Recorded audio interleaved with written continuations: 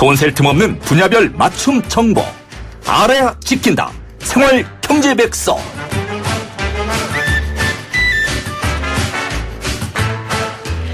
알아야 지킨다 생활 경제 백서. 오늘은 민생편입니다. 안진걸 소장 나오셨어요. 안녕하세요. 예, 안녕하세요. 소장님 요즘 엄청 잘 나가시던데요. 아닙니다. TV까지 하시던데요. TBS TV 네. 그에서 네. 우리 YTN 으라차차 생생경제 네. 그걸 오마주 해가지고 TV 민생연구소라는 걸 우리가 먼저 새로 했었어야 개설을 되는데. 했어요. 네. 그래서 거기 이제 진행을 같이 하게 되었습니다.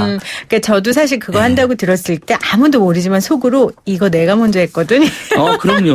아무도 그런 모르는 게 아무도 아니라 모르는. 하늘이 알고 땅이 알고 우리 IT 시청자들 다 알고 청취자들 다 알고 저도 알고 있죠. 정정하겠습니다. 제가 한 건 아니고 우리 생생경제 스태프들과 또 안진걸 소장님과 예. 또 우리 범균 씨와 함께 그런 방송이 너무 의미가 있어서 아무래도 TBS가 이제 공익방송이니까 서민들의 민생 문제만 전문적으로 50분 동안 다뤄보자 해서 매일 5시부터 다 50분 방송을 하고 있는 거죠. 네. 현장도 되게 직접 좋은 효과에 나가신다면서요. 현장으로 갖고 뭐 예를 들면 우리 방송에 다뤘던 분들 있잖아요. 구두 재화 노동자들 수탈 너무나 수탈당하고 있는 어떤 실태들 네. 택배기사님들 동자동 사랑방 그러니까 우리가 함께 사는 대한민국을 만들기 위해서 꼭 함께 챙겨야 될 네. 사회적 약자들의 이슈를 방송에서 그대로 보여주는 좋은 장점이 있는 네. 것 같아요. 카메라 마사지 받으셔서 그런지 얼굴도 좀 작아지고 예뻐진 것 같아요. 그건 아니고 요즘 잠을 못 잤더니 살이 조금 빠졌습니다. 살도 빼야죠. 자, 우리 안진걸 소장님의 조금 더 업그레이드된 미모를 보시고 싶으신 분들은 유튜브 YTN 라디오 들어오시면 보이는 라디오로 지금 함께 보이는 하실 수 있어요. 라디오죠. 네, 몰랐죠. 쑥스러워요. 예. 자, 오늘 이야기 미세먼지 관련된 이야기 들고 오셨어요. 예. 소장님은 이 미세먼지 심해지고 가장 크게 바뀐 게 뭐라고 생각하세요? 저는 제가 상지대나 경희대에서 학생들 수업도 하잖아요. 네. 수업 시간에도 학생들이 마스크를 쓰고 들어와요. 이제는요. 너무 힘드니까 이해가 되고요. 두 번째 이제 학생들하고 그렇고 제가 주변에 만나는 시민들 환경 문제에 대한 우리 국민들의 관심이 어떻게 보면 이제 너무나 역설적으로 미세먼지 때문에 괴롭기 때문에 환경 문제에 대한 관심이 엄청 생기셨어요. 미세먼지 공부들을 다 하시고 다만 저는 서민 문제를 연구하니까 환경 문제에 대한 관심이 높아지고 환경 시민단체에 대한 관심이 높아지고 참여가 높아진 건 좋은데요. 미세먼지 대책을 촉구하는 집회나 기자회견 뭐 공익소송 같은 거 계속 네. 하잖아요. 그게 중국 정부든 한국 정부든 지자체든 이번 정부든 지난 정부든 이게 복합적으로 되어 있는 거기 때문에 그렇죠. 또는 사실 개개인의 요인도 있잖아요. 뭐 자동차를 너무 과하게 사용한다 이런 것들이 다 포함되어 있는데 그런 집회까지 이제 하신 거 봤는데 제일 가슴 아픈 것은 비용이 많이 드는 겁니다. 자, 우리 집집마다 교육비, 주거비, 의료비, 통신비, 이자비, 교통비 6대 부담이라고 안 맨날 그래도 우리 수업 나갈 때 이야기하잖아요. 것만인데. 이게 예를 들면 많게는 300만 원, 작게도 100만 원 안팎이 나가거든요. 집집마다. 근데 미세먼지 비용 지금 청취자들께서도 아마 생각해보면 맞아 이것 때문에 여름에는 갑자기 냉방 비용으로 전기세 폭탄 걱정해야 되고 네. 그래서 문재인 정부에서 누진세 일부 완화하긴 했잖아요. 근데 이제 우리 겨울하고 봄철에는 미세먼지나 황사 걱정을 하고 이때 비용이 많이 들어가 버린다는 것이죠. 그래서 저는 환경 문제에 대한 우리 국민들의 관심 굉장히 좋다. 다만 비용이 늘어나고 있는 이 부분은 맞아요. 우리 시민들이 마음을 모아가지고 정부나 지자체 대책을 추가로 또 제안하고 당부해야 된다고 보고 있습니다. 지금 비용 얘기하셨는데 이 마스크 가격이요. 만만치 않아요. 네, 맞습니다. 저는 걱정되더라고요. 정말 먹고 살기 힘든 아주 저소득층의 분들은 이 마스크 비용을 어떻게 감당하실까? 안 쓰죠. 제가 확인해 보니까 실제로 저소득층 가구들은 안 써버립니다. 왜냐하면 일반 마스크도 부담인데 이번 웬만한 뭐 성능 좋은 마스크를 쓰라 하잖아요. 무슨 K자 막 붙어가지고 실제 평균적으로 한 2,000, 2,500원 합니다. 아이고. 약국에서 판매하는 거. 네. 그래서 최근에 한 기자가 이제 CBS 기자님인데 주부들이라든지 그 생활하는 그 생활인들 한 10여 명하고 조사를 해봤더라고요. 제가 그걸 눈여겨보니까요. 이제 환경재단이라는 우리나라 유명한 재단에 감수도 받고 마스크로 예를 들면 4인 가족이면 미세먼지 안 좋은 날입니다. 네. 10,000원, 2,500원씩. 또 이게 그렇겠죠. 재활용이 안 된다고 되어 있으니까. 맞아요. 근데 최근에 한 16일 정도가 한 달 사이에 16일 정도가 미세먼지가 안 좋거나 아주 안 좋았어요. 그러니까 그러면 4만 원에다가 그러니까 하루에 10,000원에다가 16년 16만 원이나 되잖아요. 네. 네. 거기 공기청정기 구입 비용을 사용 연하나 나누고 전기세까지 아마 또 한 달에 38,000원. 물걸레 청소기나 의료관리기까지도 많이 팔린다는 거예요. 그다음에 공기청정기, 전기료, 그다음에 키즈 카페를 많이 가잖아요, 요즘에. 그렇죠. 야외에서 못 노니까. 우리가 경제 프로그램이니까. 자, 미세먼지 때문에 경제 전체가 나빠졌다고 하는 것은 팩트는 아닌 것 같아요. 왜? 카드 매출은 오히려 전체적으로 늘어났어요. 네. 안 쓰던 걸 더 쓰게 됐어요. 그리고 보면 기업들은 더 좋은 거예요. 그걸 즐기지는 않으시겠지만 그분도 괴로우니까. 그 중에서도 특히 실내에서 하는 사업들 있잖아요. 그거는 많이 됐죠. 물론 저는 너무 가슴 아픈 게 일반 음식점이나 술집 이런 데는 장사가 안 된 건 맞아요. 전체적으로 매출이 늘어나고 경제에는 도움이 됐는지 모르겠지만 서민들 경제는 어려워지고 중소상공 경제는 어려워진 건 맞습니다. 근데 보니까 멀티플렉스 영화관 이용 금액이 납품일 때 29%, 매운 납품일 때 33%, 복합 쇼핑몰 납품일 때 15%, 매운 납품일 때 6%, 키즈 카페 납품일 때 15%, 매운 납품일 때 1%. 그러니까 증가했어요. 좀 안 좋아졌다 싶으면 다 키즈 카페, 복합 쇼핑몰, 영화관 이런 데로 들어가시는 거예요. 근데 이게 우리가 네. 마스크도 가정 너무 극심한 이제 어려움에 처하신 분들은 정말 마스크 쓰기 어려울 것 한 것처럼 키즈 네. 카페도요. 저 진짜 어제도 애들 데리고 키즈 카페 갔는데 순식간에 지갑에서 돈이 예. 엄청 빠져나가요. 그러니까 키즈 카페도 그냥 간다고 갈 수 있는 게 아니거든요. 그러니까 그것도 저도 그냥 뭐 카페니까 한 10,000원 안팎이면 되겠다 했는데 아이고. 보통 2시간에 10,000원, 아이 입장권 12,000원, 어른 입장권 4,000원. 가면 또 거기다가 뭐 먹어야 우리 전후에서 왔다 갔다 하다 차비 들고 먹잖아요. 맞아요. 예를 들면 집에 있기만 해서 답답해서 그동안 우리는 공원이나 등산이나 동네 숲에 이렇게 갔다면 네. 지금 이제 그런 데가 다 갈 수가 없는 상황이고 그 주변에서 하고 있는 매점이나 식당 같은데 레저업은 다 울상이고요. 그러니까 그런 분들은 예. 어떻게 만나 보셨어요? 그러니까 야외에서 이야기가 하시는 분들? 특히 저는 이제 식당 하시는 분이나 술집 하시는 분들은 네. 전화가 와요. 손님이 너무 안 오니까 아유, 그러니까요. 당신이라도 좀 와줘야겠다. 그래서 거기까지 알겠습니다. 가셔야 미세먼지 돼요. 뚫고 우리가 내수활성화해서 다 하겠습니다. 이렇게 농담이라고 그러는데 그러니까 전체적으로 소비는 확실히 늘어난 걸로 나왔다. 네. 왜냐하면 네. 미세먼지를 피하기 위해서 또는 미세먼지 대처하기 위한 여러 가지를 사는 거예요. 심지어 의약품 코나 입에 목이 킥하니까 그걸 뚫는 어떤 의료기기도 네. 그것도 판매가 확 늘어났대요. 그러니까 물걸레 청소기도 예전보다 늘어나고 분무기도 더 판매가 되고 왜냐하면 공기 중에 그렇군요. 있는 미세먼지를 분무기로 뿌리면 좀 깔아나가잖아요. 그다음에 네. 닦아내고 그다음에 의류 관리기 같은 거 사실 이거 우리가 언제 생각해봤어요. 아, 그 의료기기 말씀하시니까 제가 이제 어제 키즈 카페가 가가지고 다른 엄마인데 의사세요. 네. 그분한테 들었는데 그분이 아까 말한 그 마스크, 네. 마스크 말고요. 그 호흡 힘든 사람들이 하는 호흡기.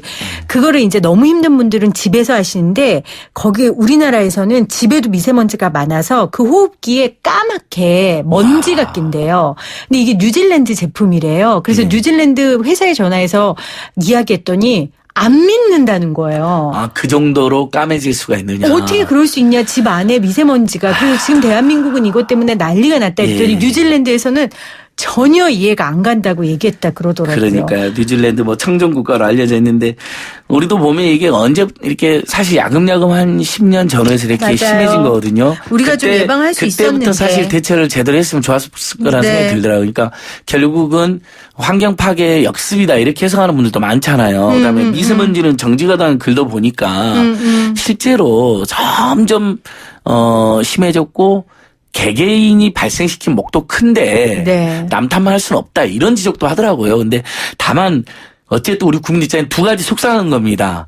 그래도 지금 정부나 지자체에 더 앞장서달라는 거고요. 획기적으로. 그래서 그렇죠. 반기문 전 유엔 사무총장을 앞세워서 이제 범국민 대책기구도 세운다니 조금 더 서둘러서 더 적극적으로 했으면 어땠나 이런 아쉬움이 있어요. 두 번째 어찌됐든 좋아. 뭐 지금 정부, 지난 정부, 지난 정부, 옛날 일, 그다음에 우리 일, 중국 정부 이것도 따지는 것도 필요하지만 우리의 잘못도. 하지만 지금 현재 비용이 많이 든 건 사실이다. 그래서 네. 그 기자와 그 생활하시는 부부가 이제 정리한 거 아까 10세대 평균 4, 50만 원 나오는 거로 나와 있어요. 미세먼지 때문에 가정 대신 지출이 꼼꼼하게 많이 늘었다. 쓰는 집들, 그러니까 마스크도 네. 빠짐없이 쓰고 공기청정기도 한 대, 요즘도 공기청정기 실제로 2대까지 이용하는 집 많아요. 저는 방마다 네. 둔 친구도 봤습니다. 그렇죠. 그러니까 반만 네. 그다음에 이제 거실 하나, 아이들 방. 어른들은 참더라도 뭐 요렇게 해서 2개. 그다음에 아까 말한 의류 관리기, 물건 청소기, 의약품, 그다음에 공기청정기, 키즈 카페, 전기세까지 하니까 네. 40만. 근데 이건 이제 꼼꼼하게 많이 쓴 사람들 기준이니까 실제 청취자들께서 그 정도는 안 나오지만 그래도 10만 원, 20만 원 안팎은 더 들 거라는 생각이 드실 건데 10만 원, 20만 원이면요. 우리가 통신비 비싸다고 계속 우리 방송에서 제가 통신비 나야 된다. 특히 5G 통신 요금 지금 비싸게 나오려는데 제가 네. 비싸게 나와서는 안 된다. 통신비 얘기까지 가지 네. 말고. 그러니까 저가로 나야 된다고 맞아요. 집회하고 막 캠페인 하는데 네. 그것도 한 달에 평균으로는 어쨌든 2인 이상 가구는 17만 원 정도거든요. 그거보다 더 나온다는 미세먼지가 거죠. 많이 지금. 20만 원 안팎이면 그보다 더 심각한 겁니다. 이거 맞아요. 저는 그래서 정부나 지자체에서 미세먼지를 줄이기 위한 대책 하나 하고 최소한 마스크하고 그다음에 전기세가 이렇게 늘어난 부분에 대해서는 공공에서 예를 들면 어느 중산층 서민이나 중산층 그러니까 중산층 이하의 삶을 살고 있는 분들은 마스크 네. 비용 정도는 지원도 해줄 수 있다고 보고 에어컨 너무 많이 나왔고 전기를 지원해줬잖아요. 누진세 완화해줬잖아요. 이런 거 같은 것도 일부 누진세라든지 전기를 지원해주는 것은 가능하지 않냐. 그런 대책을 세워야 된다고 봅니다. 네. 사회적 재난이니까. 네, 생활경제백서 오늘 민생편 안진걸 소장과 함께 미세먼지는 사회적 재난이다. 그래서 정부에서 조금 더 적극적으로 민생을 위해 나서주길 바란다는 당부의 말씀해 주셨고요. 아까 말씀하셨지만 이 미세먼지가 심해지면서 영화를 또 보러 가는 분들이 많으세요. 예. 오늘 저희 생생퀴즈 정답도 영화였거든요. 그래서 지금 많은 분들이 정답 보내주고 계신데 오늘 영화에 대한 문제. 그 칠곡 가신 아들.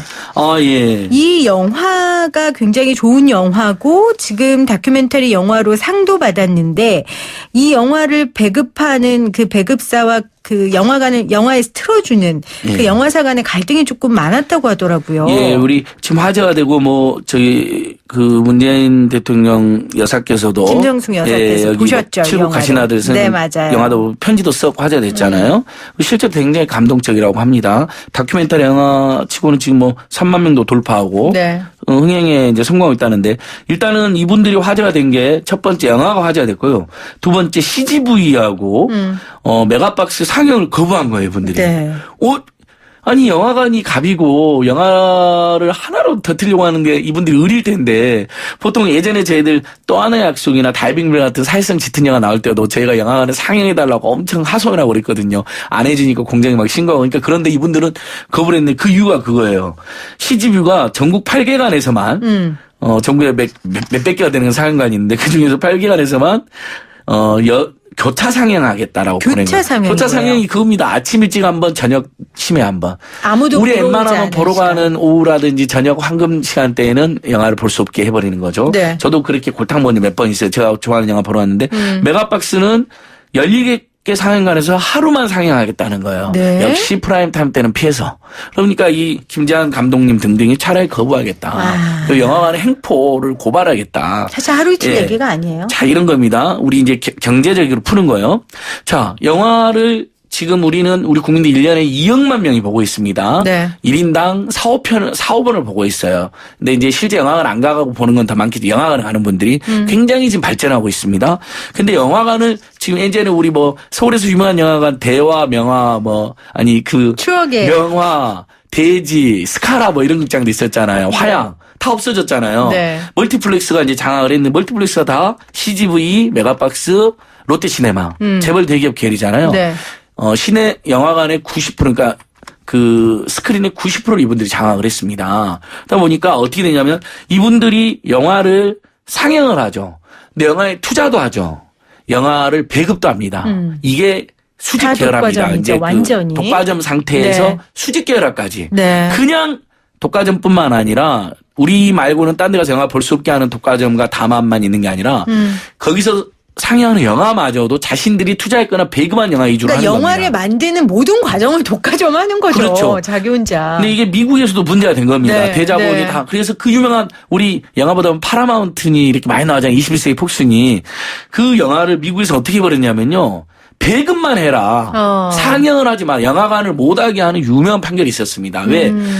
투자나 배급 하는 사람들이 상영까지 겸하면 네. 분명히 자기들이 투자한 거나 배급한 영화만 상영을 한 불공정이 발생할 것이다. 그리고 그렇게 모두 장악하는 게 산업 발전에 도움이 안 된다. 그래서 최근에 영화인들이 이 수직 계열화가 문제다. 그렇게 이제 계속 문제 제기를 하고 있고, 그러니까 이번에 이제 문화관광부 장관 후보자가 하필이면 CJ ENM 출신이다고 CJ ENM의 수직 계열에 책임이 있는 네. 사회사였다고 하면서 비판하고 반대하는 지금까지 이렇습니다. 근데 저는 하나 더 우리 청취자들 이야기하고 싶은 게, 저는 이제 그 영화 산업이라는 관점에서 영화를 제작하는 분들에서는 굉장히 속상할 수 있는 일이잖아요. 그다음에 영화를 보러 가는 우리들 입장에서도 한 영화만 너무 많이 트는 거예요. 네. 그러니까 이것도 문제인데, 그 다음에 저는 여기서 더 중요한 것이죠. 일반 소비자로서는 영화관에 가면 이게 어쨌든 멀티플렉스가 독과점산 담합하고 있으니까 폭리나 행포가 가능한 건데, 네. 팝콘이 원가가 5,600원인데 5,000원, 맞아요. 6,000원에 팔아요. 정말 비싸요. 대형마트에서 350인 생수를 어떻게 1,500원에 팔고요. 맞아요. 오징어 다리 한 10개 들어있는데 그게 4,000원이고요. 그러니까 이러지도 저도 못하면서 또 이제 문화적으로 우리 먹게 되잖아요. 또 배고파서 먹을 수도 있고, 영화 시간, 상영 시간 거기까지 전후에서. 갔으니까 네. 그 비싼 돈 주고도 먹는 거죠. 관람료보다 그런 부대 비용이 더 나온다. 배보다 배꼽이 더 크다. 맞아요. 이제 이런 지적까지 받고 있는 것이죠. 그래서 팝콘 미세먼지 이야기. 때문에 영화관 가는 건 좋은데 그걸 노려서 더 폭리를 차는 거 아니야, 이런 지적까지 나오고 있는 것입니다. 그래서 지금 영화 및 비디오물의 지능에 관한 법률 개정안이 좀 이른 시일 내에 통과됐으면 한다는 목소리가 높아지고 있고요.